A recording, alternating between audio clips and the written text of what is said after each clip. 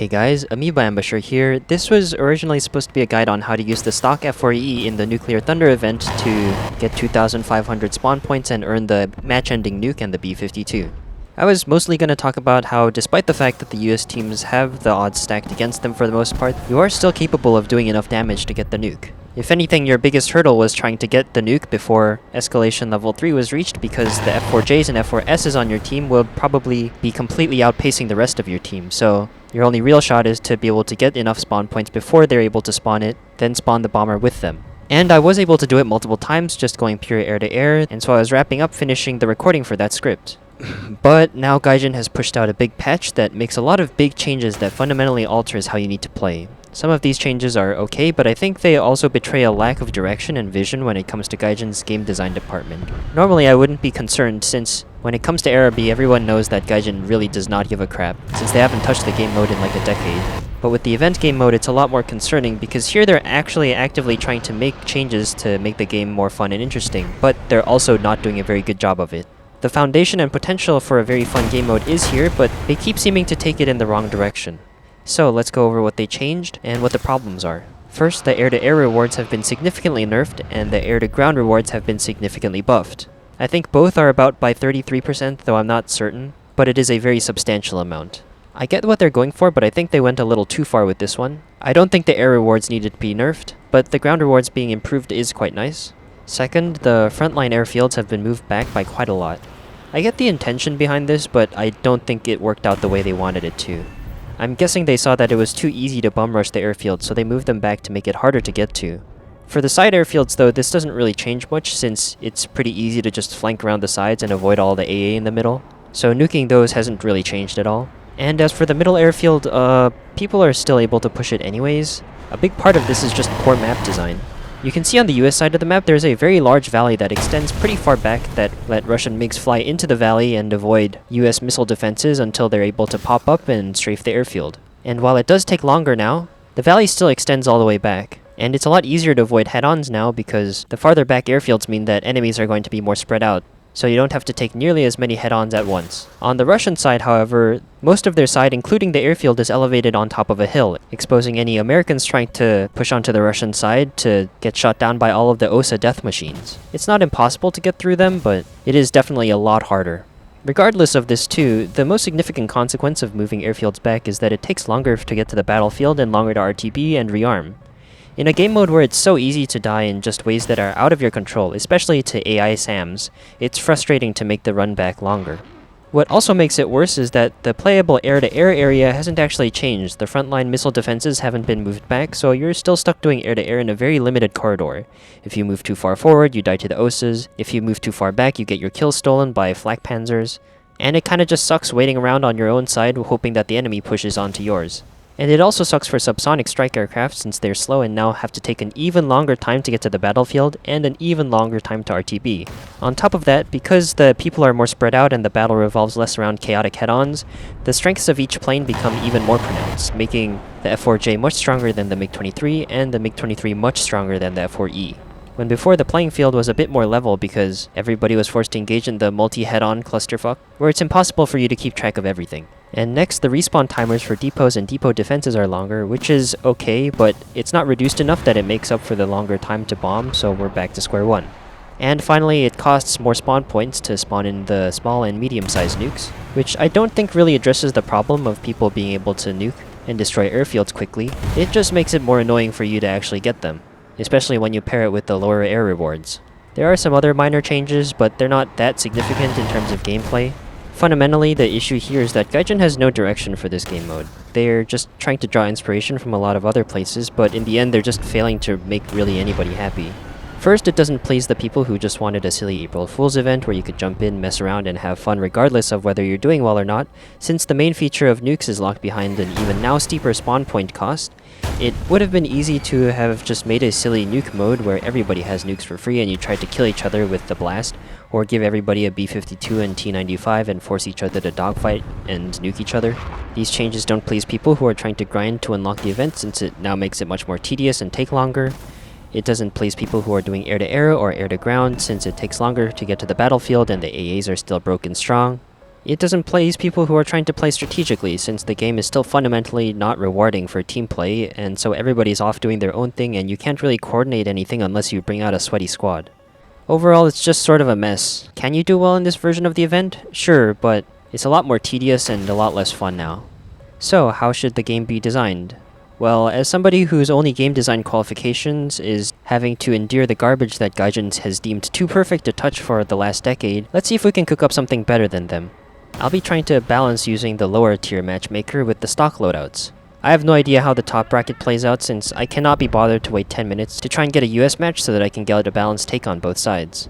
I'll be trying to list off specific priorities that I have when trying to design a game mode, and then what changes we need to make in order to follow those priorities.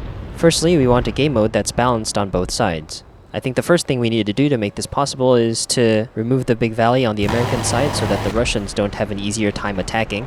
We could put it up on a hill or at least flatten it so that they can't easily hide from the American air defense missiles. I think the stock planes also need reworking. I think the F4E with 9Ls is fine, but the Russians should probably get the MiG-21 BIS instead of the MiG-23, since R-24Rs and MTI mode is much too strong compared to the F4E's radar.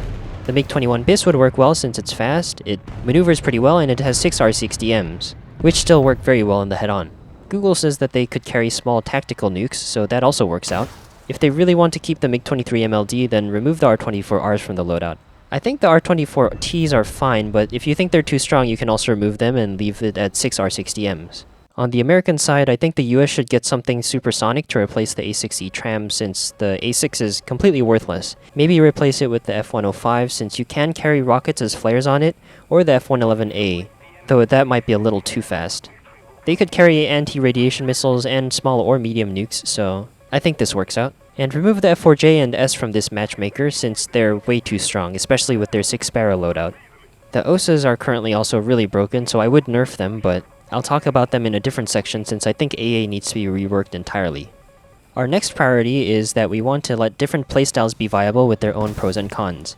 Air-to-air, air-to-ground, seed, nuking, etc. So that one playstyle isn't just completely useless. In this regard, the ground reward buff helps. I don't think the air rewards needed to be nerfed, since it takes much longer for you to earn the small nuke, because of the increased spawn costs, the longer run back, and the worse quality of the air-to-air gameplay. Currently, playing Seed with anti-radiation missiles can work okay, but it's very obvious that the most effective way to destroy missile defenses is to just toss a nuke, and you can't really compete with that. Sure, the nuke has to be earned, but it's not great that Seed planes can take out a maximum of 4 ground targets, each one of which you need to spend a lot of time and effort to make sure your missiles hit, while the nuke plane can usually just toss a bomb, get 5 or 6 kills very quickly, and RTB very fast using a supersonic airframe. It's not that the Seed planes don't have a use, they would be very efficient for taking out isolated missile defenses that aren't worth using a nuke on if you could switch planes instantly, but because if you try to switch, you're wasting the spawn points that you use to earn the nuke plane. If you're already in a nuke plane, you might as well just bomb toss. The only way I see Seed planes being viable is if nuke planes were removed entirely, which I think is possible if they do a non-April Fool's version of this game mode. They'd have to very severely tune down the spawn rate of missile defenses accordingly so that Seed can actually manage everything, but I think it's doable. With nukes involved, I don't know if there's a good way to balance Seed planes so that they're on par with or at least half as good as a nuke plane. Maybe it would work if nukes were one-time use only and non-renewable at airfields, but this sounds difficult to implement without drastically changing the game mode's balancing, like the cost of different nukes, the rate at which AI spawn, and how much health each airfield has. Probably the easiest solution for now would just be to artificially buff the rewards for kills with non-nuclear ordnance to be a bit better so that even if you do spend 4 missiles trying to kill a singular OSA, then you can still get something out of it. Our third priority is that we want threats to be reasonably manageable and possible to overcome. This mostly applies to the AI ground targets. I don't mind too much if the PvP air-to-air is a big clusterfuck head-on fest. I thought it was actually kind of fun since even if certain planes like the MiG-23 and the F4J were stronger than you could still make it work since things were so chaotic that it's impossible to do perfectly, and it leveled the playing field to some extent. Plus, whenever you died, it didn't take too long to jump right back into the action since airfields were closer. However, it sucks to die to an OSA that you had no way of dodging. Since you can't flare it, you can't chaff it, you can't multipath or notch it, and the only way for you to actually evade it is to exit its 10-kilometer radius death bubble. The OSAs should definitely have their range or tracking nerfed. I'm not sure why they got buffed in the first place. The Florak Rads aren't nearly as good, but they can also be annoying. But the fact that the Osas are undodgeable, uncounterable, and they keep getting spawned out by the warehouse depots is really stupid. I think they should replace all of the frontline convoy missile defense systems with Strelas or other IR missile launchers, something that you can actually counter, and save the stronger Saklos guided missile defenses for closer to the airfield. If not, then just have their tracking and range nerfed, and maybe push them farther back so that there's a larger area in the middle where dogfighting is reasonably possible. The Osas are just as much of a problem for people doing seed and bomb tossing. The issue is primarily spotting, where it's very difficult to know where the targets are before you've already flown over the battlefield. So you're kind of hoping that your friendlies have spotted for you, which is not entirely reliable, or you have to expose yourself to potentially getting jump scared by Osas that were hiding until you got too close to escape their death bubble. The only place where enemy ground targets are going to be consistently spotted is towards the middle, where your friendly air-to-air fighters are, but trying to do bomb tossing here is very dangerous since it's very likely that an enemy fighter is going to spot you and then kill you. And I don't think it's reasonable to expect for you to intentionally go to an area where there's a lot of enemy fighters to get your bomb tossing done. So there really isn't a good option unless some guy has already gone up ahead and spotted for you. There also really isn't a strategic element here either. Unless you're coordinating attacks with somebody, the depots and convoys will always just spawn more Osas, even with the longer respawn timers, so you don't actually make many inroads into their enemy territory, especially since it takes longer to RTB. And so I think the spawn rates need to be reduced even further, and like I said before, replace the frontline missile defenses from Osas to Estrelas and short-range IR missile carriers. As for target spotting, I think it'd be cool if there was a reconnaissance plane that flew over that could spot targets as it flies over every minute or so. It would also be cool if this was pilotable by a teammate and you could get scored by spotting. It would also make target prioritization and nuking much more fun compared to how unreasonably punishing it is right now. I also think that convoys should spawn more freebie kills like trucks or light tanks that you can kill with a nuke. It kinda sucks to waste a nuke on a singular Osa that you want to get past since there are more lucrative warehouses and depots that are in the back, but you can't ignore it since if you do then you'll get shot down. So when you do nuke that singular Osa, a friendly is able to go in and take the depots that you wanted to get for yourself, or by the time you get back another convoy has spawned. Either way, there should be a bigger reward for taking out singular Osas, otherwise it's kind of a bummer to go after them. So having them surrounded by more freebie targets would be nice. And for our fourth priority, we want as many aspects of the gameplay as possible to be fun and engaging. Dying in ways out of your control, like to the Osa, was much more tolerable when spawns were closer, but now that they're farther back it's a lot less so. I think the airfields should be moved back forward. This makes airfield bum rushing a problem again, but I think this can be fixed mostly just by removing the big valley that's on the American side, since in comparison bum rushing the Russian airfield was much harder. Also, I'm not against bum rushing the airfield. I think it can be pretty funny if you're able to make it past all of the defenses and go for a strafe, but it is a problem if it's too common. So it would probably help to add a lot more short-range air defense missiles directly in front of and surrounding the airfield, just to make the last step a lot harder. Another problem is that if a person with a medium-sized nuke makes it through, the airfield is gone and now you have to spend even longer to get to the battlefield, which is even more anti-fun. I'm not inherently against nuking airfields either though. Getting multi-kills on them is pretty fun and I don't want to detract from that experience. I don't want to make it impossible to nuke the airfield. But I just don't think that them getting destroyed in the process is very fun. One possible way to fix this is to make it possible to take over enemy airfields after destroying them, so that the front lines can move forward, or make it possible for you to repair your own airfields. If the enemy captures your airfield, then the front lines can stay close to each other, and you won't have to waste 5 minutes looking for the enemy, and it would actually give the ground target something to do, and it would give you a reason to support your own ground targets and attack the enemy ones, if it is those ground targets that are capturing the airfields. If this is too much effort, we could also just increase the health of the bases so that they don't get one-shot. Maybe make it cost 3 medium nukes to destroy the airfields. I mean, me personally, I wouldn't mind if they had made them invincible either. Currently, there isn't really much strategic play around them, it's just the people who are going to go after them, and when they do get destroyed, it's more of a mutually assured frustration mechanic, since when all of the forward airfields are gone, it just makes playing the game annoying for both sides, and it only benefits the select few who did get to nuke them for points. Related to this is how defending against airfield bombers is incredibly annoying and unfun. How do you defend one of the side airfields from a nuke runner? Your best shot is to just sort of loiter around the front of it and hope that an enemy shows up.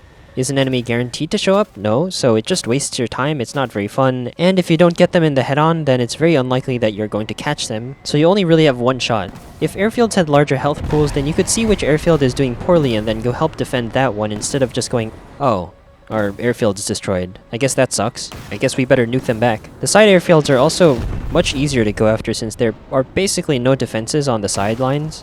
I don't really mind if they're easier to attack, but I think there should be at least one row of air defense missiles on the side edges so that it isn't just trivial to fly around everything.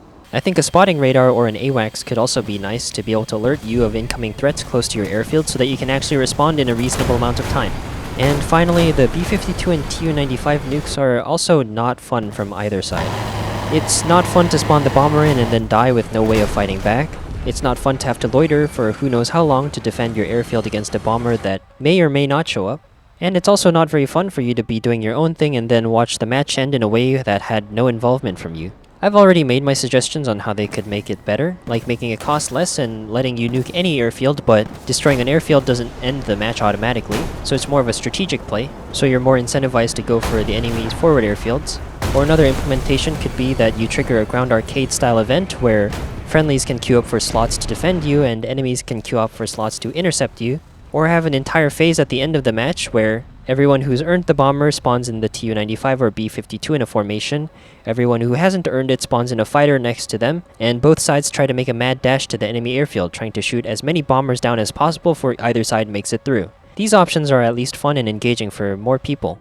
Also, this hasn't happened to me specifically, but I've heard that people have been shot down by Patriots or S-300s in the nuke plane, and so personally I think they should just be removed. I don't really see the point in having them there. There isn't really counterplay for that. Dying to the S-300 and Patriots isn't very fun to begin with, so I think maybe it's best to remove them entirely or make it possible for you to do some sort of Top Gun Maverick style seed mission specifically to just take those targets out. So those are all the suggestions I have for now. In summary, the changes I'd want to see that are applicable to this event that I can think of right now are to 1. Flatten the American side of the map so that there isn't a valley there. 2. Replace the MiG-23 with the MiG-21 BIS, the A-6E with the F-105 or F-111A, and remove the F-4J and S from the bracket. 3. Keep the ground reward buff but bring back the old air rewards. 4. Buff non-nuclear ground strike rewards. 5. Nerf the OSAs and maybe the Flak Panzers to some extent. Nerf their range and tracking, replace the frontline convoy missiles with Strelas or IR missile launchers, or move them farther back, or some combination of these factors. 6. Reduce the spawn rate of convoys further but increase the number of freebie targets in them. 7. Add reconnaissance planes that spot ground targets regularly. 8. Move the forward airfields back to where they originally were, but add more short-range AA defenses surrounding them. 9. Make the airfields repairable and capturable by ground forces and or significantly increase their health. 10. Add a row of missile defenses along the sides of the map. 11. Add spotting radars or AWACS to spot enemies going for airfield bombing runs. 12. Remove S-300s and Patriots entirely or make it easier for them to be taken out. And 13. Rework the endgame bomber spawning to be more fun and involved for more people, whether it is a lower spawn cost but you can't take out the main airfield, or it's a ground arcade style event where friendlies and enemies can queue up to support or intercept you, or just make it a big phase at the end of the match where everybody's trying to make a mad dash for each other's airfields. Also on my wish list would be to make mid and high altitude fights feasible to some capacity without dying to missile defenses so that the F-4E can actually use its Sparrows, though I don't really know how you could go about doing that without reworking AA entirely. Now, you don't have to agree with everything I said on this list, but hopefully you can see what Gaijin is doing is wrong and you can get behind the direction that I'm trying to take this. I'm not really expecting them to listen to this specifically, but it does feel like this is the one time where Gaijin is actually taking feedback since they're updating the game mode pretty frequently, just not in the right direction, so perhaps there is a chance for the game mode to actually get better in the future.